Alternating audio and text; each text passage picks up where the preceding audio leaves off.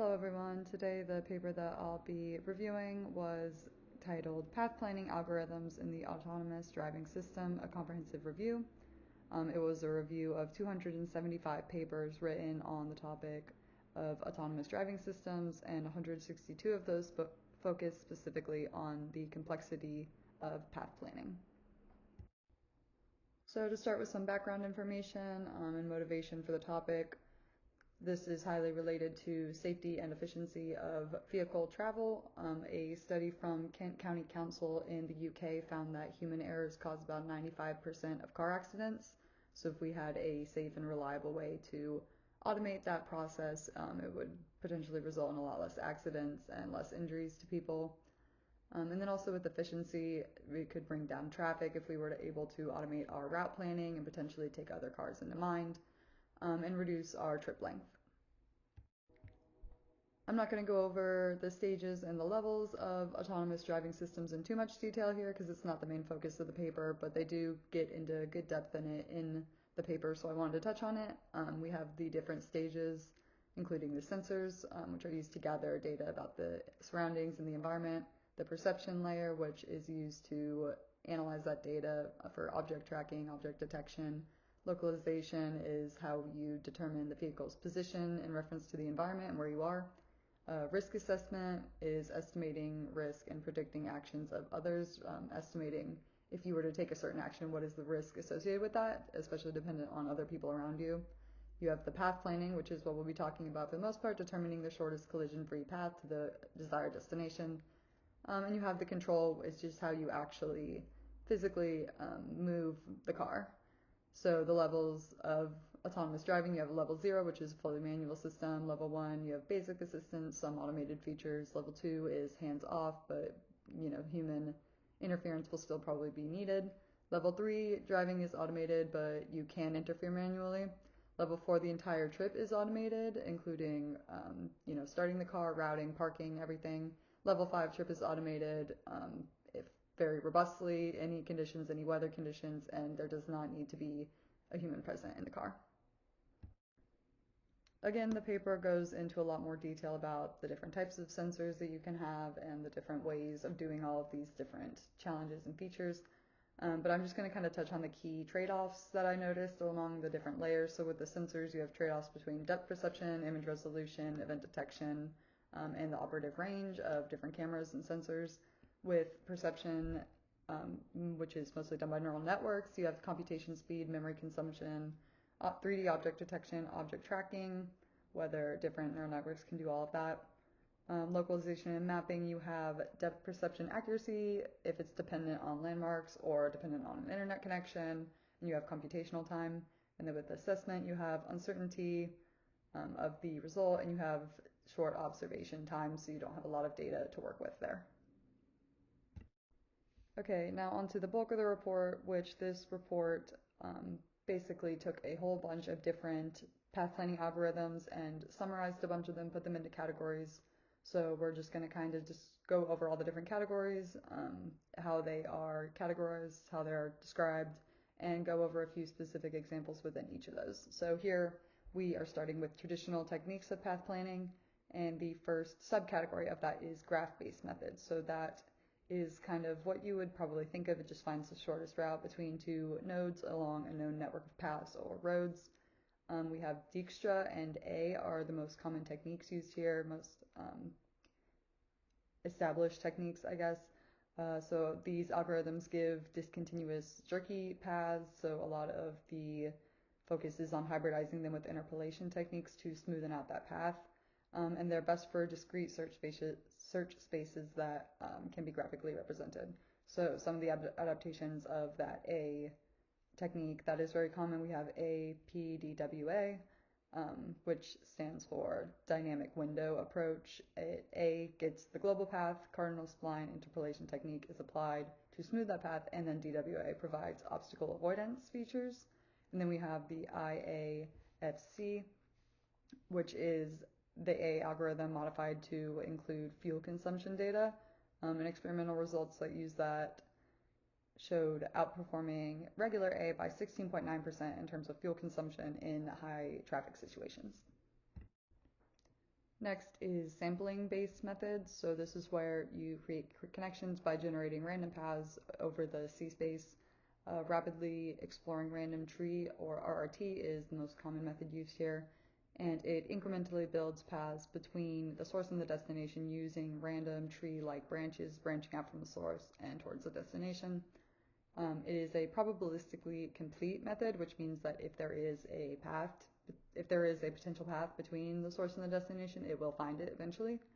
It also has rather jerky solutions similar to the graph-based methods. So again, you want to try to smooth those out with the adaptations here. So we have ISBMP, which stands for Improved Sampling-Based Motion Planning.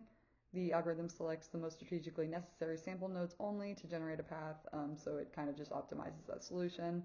We have the KBRRT, which uses kinematic constrained bidirectional RRT, so uses kinematic constraints to avoid unnecessary growth of bad tree branches. Instead of continuing to branch out in the wrong direction, it'll cut them off and replace them with better options. Next, we have gradient-based methods. So the artificial potential field APF algorithm is kind of what it's based on here. The vehicle is shown as a point, and it is drawn through a potential field toward the destination point. It uses gradient behavior, so it has low computation time, and it's pretty successful, but it can get stuck in local minima because it isn't able to branch out or get over a hill. If you can visualize that, it's just going to go to the bottom part of its local area, potentially not the best overall solution. So adaptations of that, we have IAPF. Improved APF includes potential components for the road, the lane, target velocity, and vehicle. So it takes all these different factors into consideration and develops a potential profile for all of them. Results appear to be improved over the traditional APF method. We have APF MPCDS as well, which is a hybrid approach, using model predictive control and a driving style. The APF models the environment and the driving style, while the model predictive control optimizes the path and controls motion output. Next, we have optimization-based methods. So these are mathematical programming algorithms that compute solutions to numerical optimization problems. So we're trying to minimize or maximize an objective function depending on relevant parameters. These are often used to minimize the path length, for example. We can work with complex spaces, but they take more computation time. And it's based on MPC, so it's a stochastic optimization problem dealing with various measurements as input values. And that MPC is model predictive control. And then adaptations of this, we have HDM-MIQP, which is human driver model mixed integer quadratic programming. So you implement the human driver model using driving simulator data. This is what they did in the experiment. The results there were good, but human driver model data is unknown in real applications. It's not something that is set at the start of a path planning attempt, for example. And then we have the FDADP, which is feasible direction algorithm integrated with dynamic programming. So dynamic programming algorithm gives the baseline path, and then the FDA obtains a numerical solution to the path problem based on this baseline. Connected vehicles here can also exchange information about their trajectories. Our last traditional technique here is interpolation curve-based methods. So these are focused on creating new paths from existing paths for obstacle avoidance reasons. So you obtain an existing path from a global or local planner, and then interpolating curve methods can create a detour around an obstacle on that path by fitting a set of collision-free sample points. The path is smooth and obstacle-free, but computational time can be high with these. Adaptations of this, we have BCO, Bezier curve optimization. So constraint Bezier curve optimization problem considers traffic and obstacles as constraints and uses Newton-Raphson or Lagrangian algorithms to solve, shown to find safe paths effectively in their experiments. And then we have IPSO, which is improved particle swarm optimization, considers three-dimensional route planning by adding a penalty term to the fitness function and smoothing paths using cubic spline interpolation. Results showed 90% shorter paths than regular PSO in that case. So next we have the machine and deep learning techniques. We have deep supervised learning here, which includes convolutional neural networks, recurrent neural networks, and forward neural networks. These are useful in the perception layer for processing image data, and there's potential for using these as an end-to-end solution from perception to path planning. They're fast and accurate, but they require extensive data sets to train with. Adaptations of this IVGG-LSTM, improved VGG neural network, and long short-term memory. So this is a deep neural network used for end-to-end planning, uses IVGG algorithm to gather spatial data from images and LSTM to obtain temporary features from those images. The data is combined to map between output parameters and image features. It can also be used to adapt to different drivers and road profiles. And then we also have an SNN, a spiking neural network. This combines two agents, one whose goal is to advance towards the destination, and the other whose goal is to avoid collisions, so they can effectively deal with simple dynamic objects. Next, we have reinforcement learning techniques. So for these, there's no training data used. The model instead communicates via sensors with its surroundings, and it learns from trial and error. So its performance is continuously assessed through reward function. So movement in the right direction will result in a positive reward, and the agent will seek to maximize that reward function. These models can lack balance between exploration and exploitation. So in path planning, exploitation is essentially continuing to move in the same direction that you're already going in, especially if it's resulting in a net positive, even if there is a better option out there that you might find if you were to explore more. So exploring is more branching out in other directions. Adaptations of this, we have MDP, the Markov decision process. The agent is composed of a set of states, a set of actions, and a reward function. It wants to take actions that result in a high reward output, and a Q table represents the relationship between the actions and the rewards given at given states. And we have AAIRL, Augmented Adversarial Inverse Reinforcement Learning. This improves on traditional AIRL by implementing interactive reinforcement learning framework, including semantic rewards. And our last technique in this category is deep reinforcement learning techniques. So this is where a neural network will operate to estimate that Q function, to predict the reward that will be associated with a certain action at a certain state. These can fit complex situations by adding additional hidden layers as needed. Adaptations of this, we have the DDQN, Double Deep Q Learning Network, used to train path planning program within an interactive highway environment where traffic speed and distribution were manipulated by a sumo simulator. And in that experiment, collision-free paths were achieved. And then we have DRL-AD, used to obtain paths through intersections with end-to-end AD autonomous driving scheme. First, a CNN collects and analyzes images, and then a deep Q network determines the optimal driving action. The last category we have here is meta-heuristic optimization techniques. So first we have an evolutionary algorithm. These are inspired by natural selection principles like population bottlenecking and mutation features, which are used to derive optimal solutions. So for example, the genetic algorithm imitates survival of the fittest. Potential solutions are randomly generated, and then each one is evaluated based on its fitness. The best options are chosen to kind of combine features and repopulate a new set of candidates, and on until you get the best one. Small mutations are applied at each generation to provide some diversity. And then we have differential evolution. Potential solutions combine to a new position, and the position is only accepted if it is better than the existing ones, and if it's worse, then it is ignored.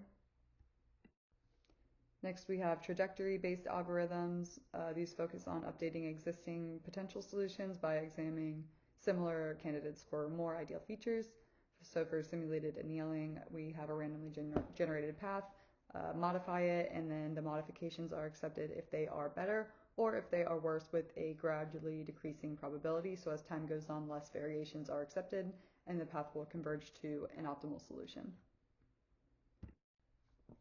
Next is swarm-based algorithms. So these are inspired by collective behaviors of humans and animals. The solutions will adjust their parameters based on the characteristics of the swarm. For example, we have particle swarm optimization. This mimics the behavior of birds to the nearest food source. Potential solutions are represented as a group of particles. There's also ant colony optimization, mimicking the behavior of ants, so it just takes the shortest possible path to a given food source. Next is nature-based algorithms. These imitate natural phenomena in biology and in environmental processes, such as beetle antenna search. This mimics random walking patterns of beetles. This method was improved on by hybridization with the PSO algorithm to give feedback to motion in certain directions and try to drive them in the right direction rather than just being completely random. We also have moth flame optimization, which is inspired by movement of moths towards the moon at nighttime, where other sources of light can cause deviation from that main path. so it considers deviations based on outside factors.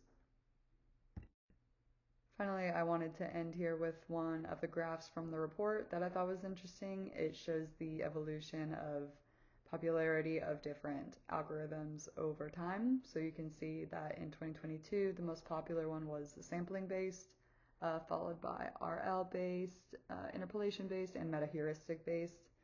And then just again to touch on kind of the purpose of the report here was to summarize where these path planning algorithms are at in research now and kind of provide a framework for research moving forward. Here I provided a reference to the paper that this is based on, so if this is a topic that interests you, I highly recommend that you check it out. It is much more comprehensive than I can cover in 15 minutes. There's a lot of very good, very interesting detail in there. So thank you, everyone.